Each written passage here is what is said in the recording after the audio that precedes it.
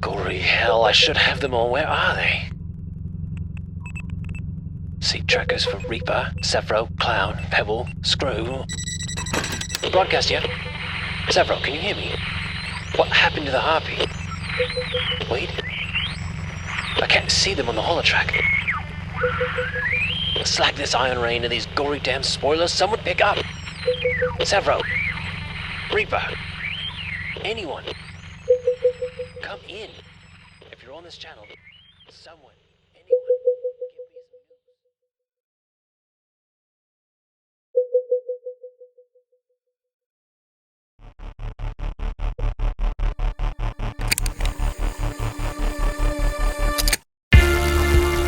news. One of my furies led me to suspect the sons of Ares are perhaps something different than we imagined.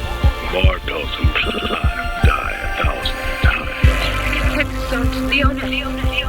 Then let us rise together.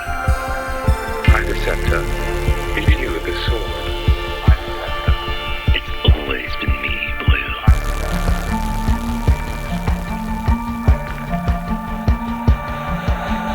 Rise, man of Mars, and take with you my wrath. Hello, everyone. Welcome to Hail Reaper. My name is Philip, and this is my good friend Jeremy. How's it going? It's going pretty well, man. Thank you. What's new, man? What's going on? What is new? Not much. I mean, it's still COVID. So is there anything new for anybody? Yeah, there's something new. I have a big update for you. A Mandalorian Season 2 update. Oh, no. Did you watch it? I still haven't watched it. Oh, my gosh. We can't be friends any longer. You promised. Oh, yeah, I did promise. But you know what? That's your life. Deal with it. I actually started watching WandaVision. That show's dope. I enjoy WandaVision. Yeah. How far are you in? How many episodes? Just 3 episodes. Okay. Yeah. I actually really, really like how they start the season. Where you're at is phenomenal. I love satire and campy satire. Mm-hmm. And then I also love comic books. And it's like, I never thought I'd have the blend of both things. And I'm like, this is so amazing. I love watching this. Yeah, WandaVision's great. I'll still get around to Mandalorian Season 2. It's just hasn't happened yet. It just hasn't happened. Yeah, I think the creators of WandaVision, absolutely brilliant in their ability to change every aesthetic. I mean, not only is it start in black and white and kind of harken back to the I Love Lucy's or the Honeymooners or kind of that old school, but the camera work actually changes as you progress through the eras. So good. It's not, yeah. It's the dialogue, it's the color, it's the camera work, like everything, it was studied and replicated for the era. It's amazing. Yeah, so this is our commercial for WandaVision if you haven't watched it yet. So watch WandaVision, I guess.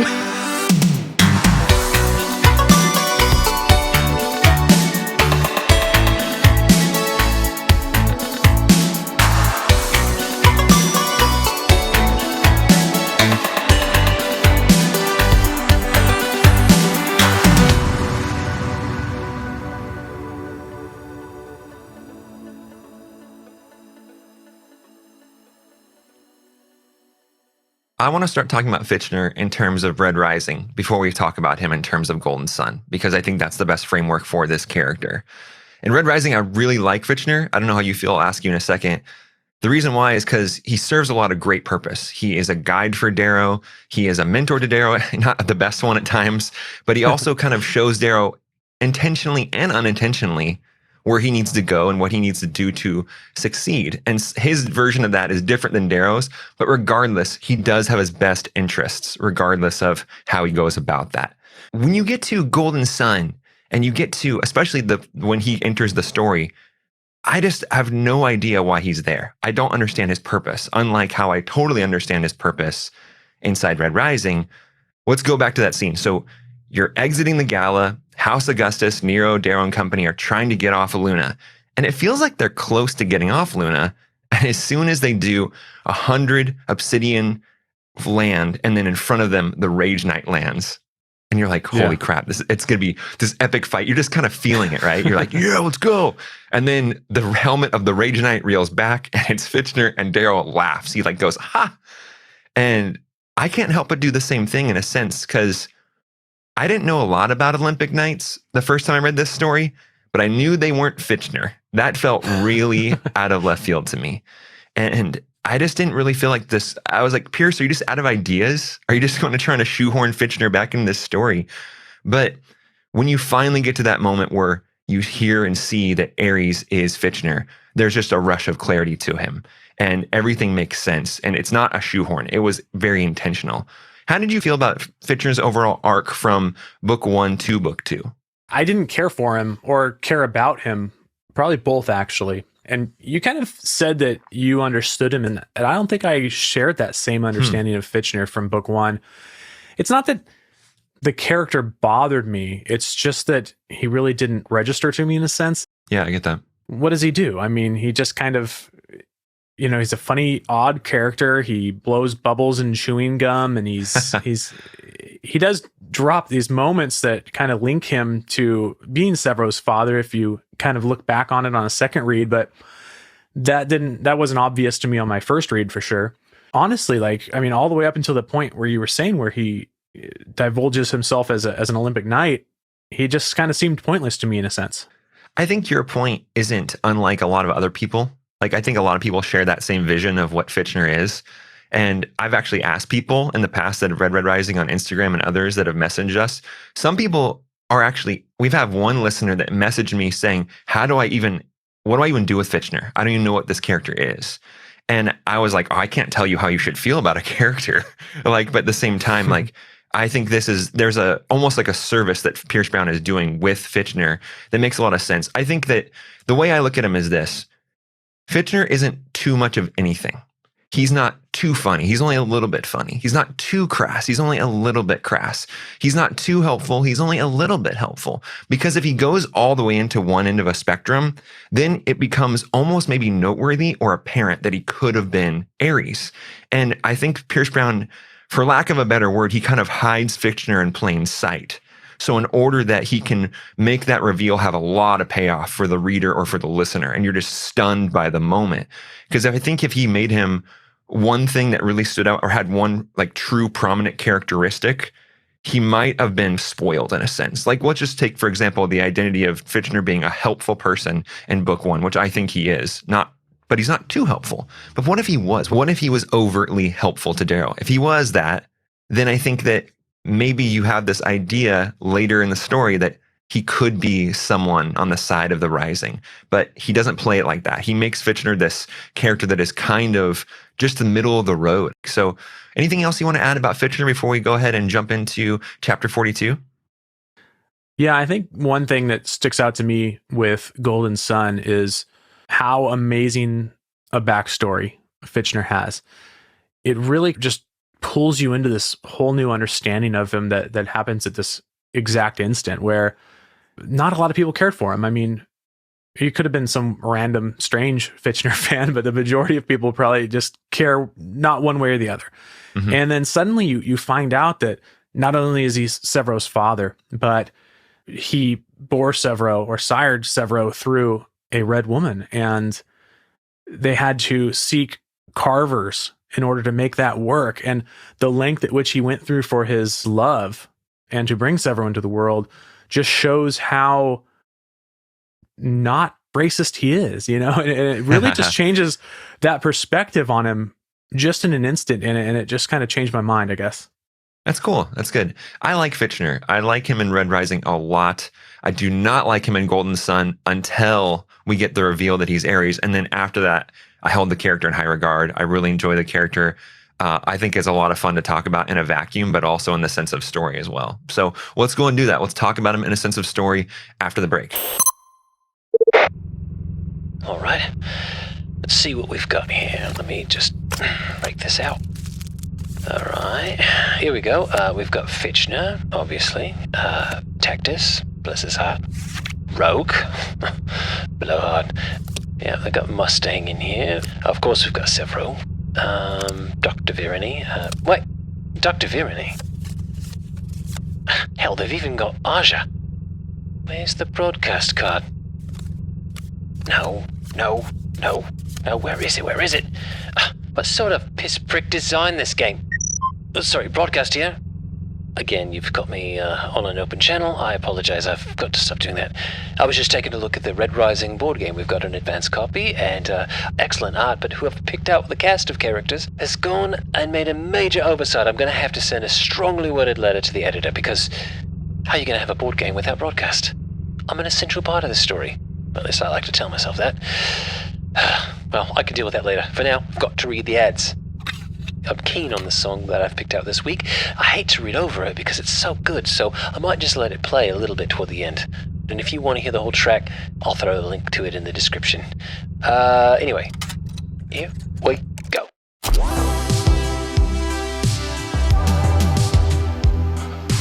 Hell Reaper is brought to you this week by Tarigian Law. If you're seeking legal counsel or you're in a situation that you're not sure how to handle, Tarigian Law might be the answer. They offer a free consultation to assess your situation, because not every attorney is the right professional for the job. The great thing about Tarigian Law is that there's no doublespeak, no confusing language, no upfront commitment. It's just a conversation with someone who wants to understand what you're going through and help you get to the next step. Getting started is easy. Just call 559-627-5399 or visit tarigianlaw.com. That's TORIGIANLAW.com. No matter the circumstance, we all deserve peace of mind. So stop sitting with the uncertainty and get the advice you need today. Once again, that's TORIGIANLAW.com or call 559-627-5399. Tarigian Law. The advice you need, minus the BS.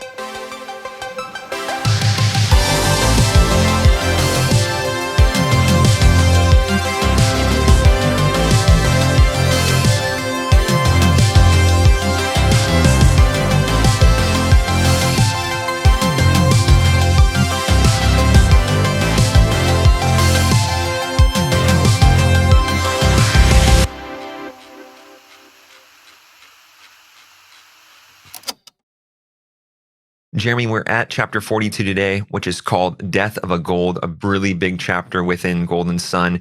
And for those people who have not read it in recent vintage, let me go ahead and frame up where we're at for you. This is post-Iron Rain territory. Darrow and the Howlers were just caught in the mud. They broke free, and now Darrow is going rogue, totally rogue, having one of his baller moments. He broke from the ranks, and he says, I can go get Octavia. I can end this war right now. So he attempts to go do this. He finds Octavia's ship. He lunges onto it. He pulls himself up, and that's where that chapter 41 ends and chapter 42 begins, is him realizing that in the bay of that ship, he is not alone. He is with Carnus Albalona. He is with Aja Algrimus. He's with the Sovereign herself. He is with Fitchner Barca and a couple unnamed Praetorians. Crazy chapter. My feelings on this were fear the first time I encountered it. Pure fear for the character, Darrow, that I love so much. And I feel like I'm an extension of that protagonist when I read books most of the time. And Darrow is no exception, because I love this character, one of my favorite characters of all time. And so even when I read it and reread it, I still feel that initial anxiety a little bit. I still internalize that, be thinking, how is he going to get out of this? And Darrow is a character that we've talked about in the past. He has so much control over his atmosphere, so much control over the elements, and he has none here. And in fact, he's screwed. In fact, he's going to die. I'm thinking right away, he's dead. This book is going to change, and Darrow will no longer be the protagonist. It's going to shift gears here. Yeah, it's not that I don't care about Darrow. I like him very much as a character and protagonist, but I'm just not as high on the empathy scale as you are as a person. And if I'm being honest, I kind of found this to be comical in a sense, this scene. And I don't mean like funny haha. I mean funny uh-oh, like situational funny. Yeah. Because he puts himself into this moment that you talked about where all these bad guys are around him, so to speak, all these antagonists. And it kind of has this feeling of a trope that Bond movies use a lot, actually, where James Bond gets captured. It doesn't seem like has any way out. And suddenly there's like this massive amount of dialogue. Usually that dialogue is where your nemesis is giving you his entire plan so that once you do escape, you can foil his plot. That's missing, but the dialogue itself is there that kind of buys Darrow all the time he needs in order to escape. So it kind of had that feel for me, and it just it made me chuckle in a sense, I guess. I did not chuckle whatsoever. I still feel that anxiety. I still feel like, oh, holy crap, Darrow's going to die. And that's fair. But I think that's funny because this does happen a lot. It's a trope. It's common in like TV shows, books, comics, like the antagonists talk for too long or they decide what they're going to do. And that's what's happening right here. They're deciding who's going to kill Darrow. Like at first it's Aja, then Karnas tries to kill Darrow, then Fitchner is appointed to kill Darrow. It's just like this revolving door of who's going to get to kill him, which buys him that time. Rather, it buys Fitchner that time to kind of create the rescue opportunity. Which is, yeah, so it's a really funny chapter. Funny, like you said, not funny, haha. I want to move on to talking about this chapter in a literary sense before we talk about it in the sense of what it means for Fitchner and kind of the grand story of who this character is. And we'll kind of wrap the two up together, I guess, in one kind of big bundle. For sure. And Pierce Brown uses these amazing literary devices within this chapter. He's kind of dunking on all of us readers, just showing you, look what I can do. And I find it fascinating to read this chapter over and over again because it's one of the chapters that I feel like I'm getting something new each time. The first thing that he does that I find fascinating is he goes back to this thing he did in book 1 that he does every so often is he kind of builds back in his staccato-like writing style. And it's just these little flash bulbs, almost like a heartbeat pulse to describe the emotion that's happening in the scene. And that emotion can be sadness, that emotion can be fear, it can be anxiety, it can be an immense drive like adrenaline. But he uses it here in this kind of somber, Darrow almost like letting go. He's resigning himself to this death that has now been appointed by 3 different people, that he's about to die. He's coming to this almost acceptance. This is right after Fitchner saves him.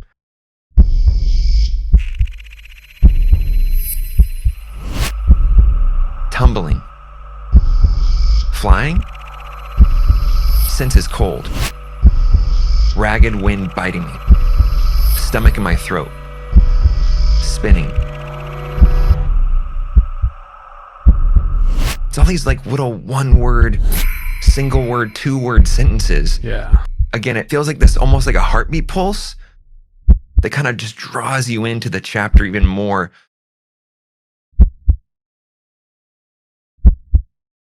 Darrow is a really great expository personality to be with because he's always telling us exactly what's going on. And in fact, a lot of times in great detail. So when Darrow goes to this different version of himself, this like 1-word sentence, 2-word sentence structure, it means the character of Darrow is really feeling something. And it's really great that Pierce Brown is showing you that he has another gear he can go to and another way of being in Darrow's head. And I just love it. I love when he does shift into that gear. Yeah, as you said, this is a great kind of callback to book 1. And that brings us to Mount Olympus, of course. And it has that same sense that draws you in, that just puts you in that narrow kind of tunnel vision. I think it really helps that Pierce writes in that first person present tense narrative because you feel the adrenaline also flowing through your veins along with Darrow, and he just takes you for that ride. And this scene very much benefits in the same way that Mount Olympus does. For sure. What about you? I know you have a literary call out that you want to talk about that's inside this chapter. Yeah. So speaking of callbacks, there's another really amazing and yet extremely subtle one that honestly I wouldn't have gotten. We had the benefit of doing a Patreon episode that was exclusive to that community. And part of that is we brought on a couple of our Discord members, and one of them was Grace. The topic of the podcast was favorite minor characters. And she brought up Dago, which is the Gamma Helldiver of Lycos from book 1. And I was like, oh, okay, like Dago, let's like, do this. Sure, you're in the book for like 2 seconds, but okay, cool. Yeah, interesting choice. But Grace really kind of floored me with his takeaway, because at this moment he takes this massive drag on his burner and says something to the effect of how Darrow's going to burn so hot and fast. Mm-hmm. And it's really a prophetic word, because this is a cautionary tale to Darrow.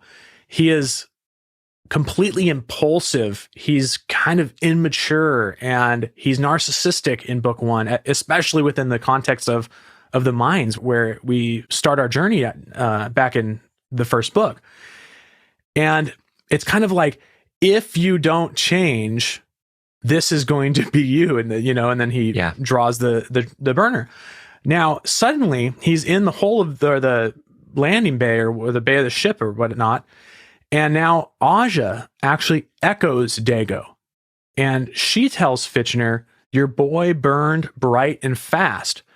And this almost prophecy fulfilled, because for all intents and purposes, I mean, Darrow's going to die here. Yeah, sure. He has a pulse grenade, right? And that's kind of another comical issue, because suddenly the Sovereign flips it. Octavia tells the pilot to do a twirl or twist or something like that. Barrel roll.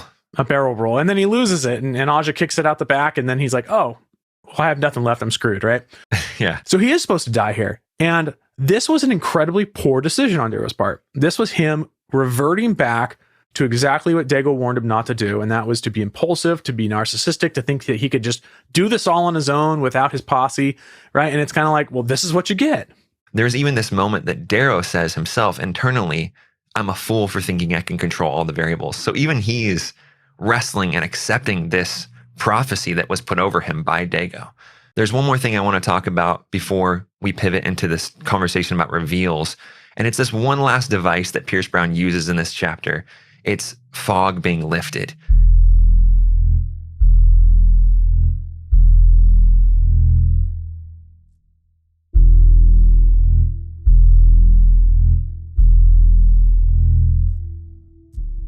Think of who Darrow was coming into the scene.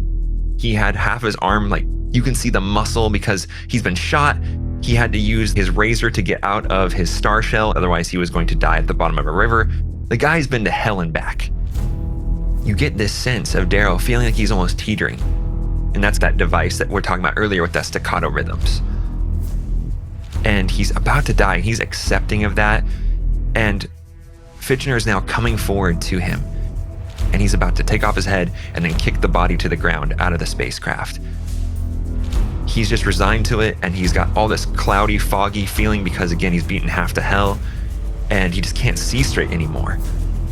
He asks Fitchner, Father? And then Uncle Nerl.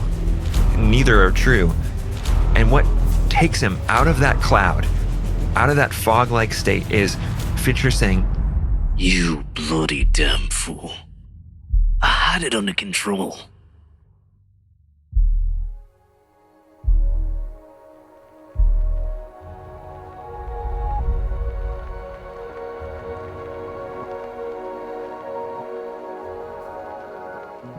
and I love that because it goes back to Red Rising when Titus said, bloody damn, which was the trigger for Darrow to realize that he was a Red. Yes. And so you're having this kind of come full circle here, and then the fog is just completely clear. It's lifted for Darrow. And he says, and then I look up at Ares. Everything comes into place for him, for the reader too. That veil has been pulled off of our eyes, just like it's being pulled off Darrow's eyes. And we're getting that same realization with him because of these trigger words. And so we no longer have fog of who Ares is. And for Darrow, the same experience. Yeah, I love that continuity that Pierce brings the story when he ties that book 1 and book 2 element together with words like bloody damn. That's fantastic. You know, the duality of the writing that Pierce is able to get in here, and just it's lifting that fogginess and cloudiness off of us as well at the same moment, which is just what makes it such a great reveal. I'm a big fan of symbolic writing. So this was for us like a big treat. When we went through this recently, because we reread these chapters together in order to prep for podcasts, man, we were like floored by this. This is really fun.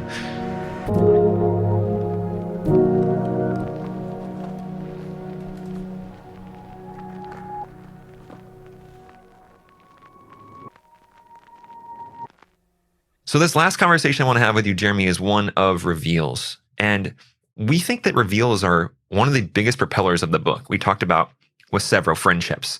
We talked about Tactus loss. And now we're here at this moment of the ultimate revelation in the story is Fitchner being Ares, but there's other reveals that are happening. And in fact, we think that the idea of reveals are something that really pushes this story forward. It's almost like you find out something new and then you kind of graduate onto another level of the book. And Pierce Brown is using this as a theme that occurs and reoccurs to kind of ignite the next part of the book here. And for us, I want to make a distinction. The end of the book with Adrius and the garden party, that is not a reveal to us. We think that is a plot twist. That's what we look like as a plot twist. For us, a reveal is something that was hidden knowledge that we had a vague idea of and is now fully exposed. So I want to talk to you about the biggest 5 reveals in this book and kind of have a fun conversation and kind of rank them. Our individual rankings of these top 5 reveals, what we like the best. We'll go 1, 1, 2, 2, 3, 3, and so on. And just kind of talk about each of them individually just for a second, because there's some doozies in here. There's some ones that just like blow our mind. This being the one of them, obviously. The Fitchner reveal is just next level, because I don't know. I want to ask you this. I was completely caught off guard. I had no clue, no even inkling that Fitchner was Ares or could be Ares. I thought Ares was a predetermined character that we'll meet later down the road, probably in book 3. And it's going to be this new person that's going to have this amazing quality to them. And it's Fitchner. But what was your initial reaction to that? Because I was just mind blown. Oh, right there with you. Just like we met Dancer, it's kind of one of those, all right, here's your blindfold. We're going to throw you back at the car. We're going to take you down there, and then you're going to meet this guy. I thought much in the same way. That's exactly how we were going to meet the true Ares at some point. And it was going to be a brand new character. No clue whatsoever it was going to be Fitchner. Which makes it so much fun. Which makes it the ultimate, like, this ultimate drop that just like all of a sudden hits you in the head and you're like, holy crap, it was amazing. Yes. So let's go ahead and do this. So I'm going to list these reveals in chronological order, and then we'll discuss them. Here we go. Here are the 5 big reveals inside Golden Sun. I'm going to list them in chronological order. Darrow trains with Lauren. Between books 1 and 2, we did not know this was happening. He became a Razor Master essentially overnight for us, but in that year that he was between books 1 and 2, that's when Darrow was training hard, and that's what enables him to beat Cassius at the gala. We also find out that Io is pregnant in the moment of her death. That's just so freaking heartbreaking. The third one being that Dancer is alive. We were told by Harmony in the same moment that she told us that Io was pregnant that Dancer was killed, and that was not true. We find out that he is alive later in the book. Ares, that being the reveal that happens 4th, and then Sevro's backstory, finding out that he's half red. That making a lot of sense finally. You know, him being a lot shorter in stature, him being like he's so bronze, he's almost not gold. That all that kind of makes sense. Yeah. For you, Jeremy, what's your biggest reveal and your favorite reveal in Golden Sun? Number 1 for me is exactly what we've been talking about. This is the Fitchner reveal as Ares. And for all the reasons we just expounded on, I mean, it just completely took me by surprise and just mind blown kind of moment. For sure. 100%. I can't say anything more. And we've been talking about it. So number 1 for me is Ares being Fitchner. How about your number 2 though? 2, oh man. Okay. 2 is actually pretty concrete. So I have a little trouble after that, but 2 is Io's pregnancy. Mm-hmm. And oh man, just so deeply sad for me in that moment. And I had actually forgotten about the kind of side conversation. And man, that was some seriously like delayed payoff for Pierce to kind of like make it take that long to get the answer on what was going on there. But where I had forgotten, and then suddenly when they started messing with the controls on the video, I was like, oh no, what is this going to be? And it just broke my heart. That conversation you were talking about referencing was when Io pulled up Dio to give the last words rather than pulling up Darrow. And then Dio breaks down and it's just this epic, sad moment. And then we're like, wait, what? And then you go through a whole book of awesomeness and you just completely forget about it, like you said. Exactly. And for me, Io's pregnancy is an ultimate drop. That's my number 2 as well. Oh, wow. So we're in tandem so far. We're 2 for 2. Yeah, sames. Let's see if we can keep this up. Okay, so 3 for me. I'm going to put Sevro's backstory here. We're 3 for 3, bro. We're 3 for 3. Are we? Yeah. Okay, good. I'm kind of having not to order it in like astonishment this time because there's a couple that kind of like gave me the wow factor about the same. But this is kind of, it takes the cake because it's more important. And getting this amazing sense of what makes Sevro. And as we talked about in some of the other episodes, it's like, why does Darrow have a stronger connection with Sevro than he does to, say, Roke or some of the other characters? And this is that, right? This is the reason. Fully agree. I love the moment. I love the whole scene in which this gets revealed because it has a lot to do with Fitchner too. You're finding a lot about Fitchner's backstory and Sevro's backstory in tandem, and it's a really poignant moment. It's a beautiful moment, but it's also tragic too because R.I.P. Bryn, who is Fitchner's wife and also Sevro's mother. But a really great reveal, and it also brings a lot of things into focus that we didn't have in focus prior. How about number 4? So I'm going to put Training with Lorne in the 4 spot. And this was a fun one. It kind of had like a Princess Bride sort of callback for me. Nice. Where he says, I have something to tell you. I'm not really left-handed. And then he switches hands. Because that's kind of the thing, right? Is you go into this suspecting that Darrow is completely outmatched. And he kind of goes, I need to tell you something. I've actually trained with the best Razor Master in the universe. And then kind of turns it on and cleans Cassius's clock. He cleans his clock. I love that. For me, I actually have the inverse, so we're not going to match up totally. I think close. Dancer's Alive was a bigger, more important reveal for me. I really like Dancer. We talked about that last season a lot. That makes sense because of what a Dancer fan you are. I get that. Yeah.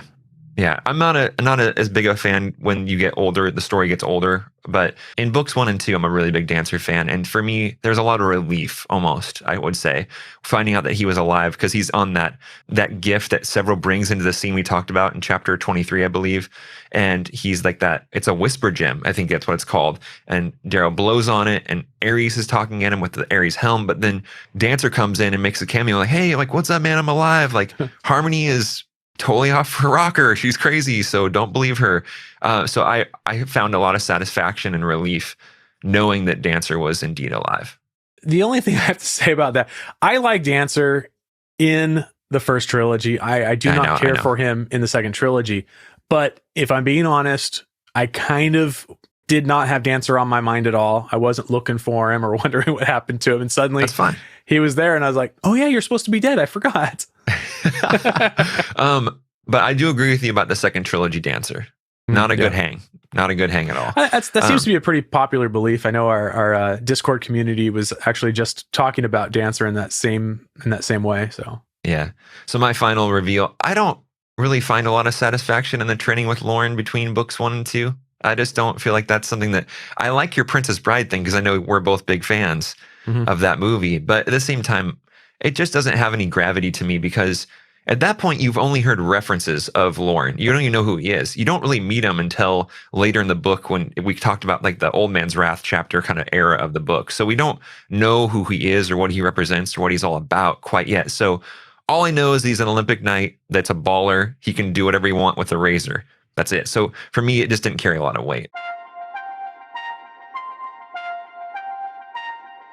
Those are the 5 reveals that really propel this book. I mean, without Pierce Brown building up reveals and making that kind of one of the propellers of the book, I mean, this book would be dramatically different without the Ares reveal, without Io being pregnant. It just adds so much weight and adds so much momentum to the story of Darrow. You're absolutely right. I mean, this would just fall flat and be this much more hollow story without those. Fitchner, RIP, you are the man. We care about you. We think your character is so rad. So until next week, Hail Reaper. Hail Reaper.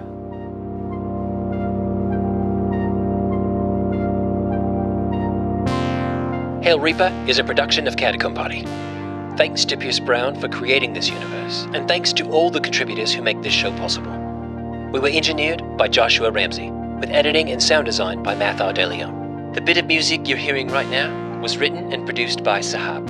If you enjoy what you hear, please take a moment to rate and review us on your podcast platform of choice. And follow @HailReaperPod on Instagram, Twitter, and YouTube for updates, giveaways, and more. You can support the show directly by joining our Patreon community, where we issue monthly bonus content, exclusive artwork, and hang about with all the howlers in the Discord. Visit patreon.com/HailReaper to learn more. This is Broadcast signing off. Until next time, hail the gory damn Reaper.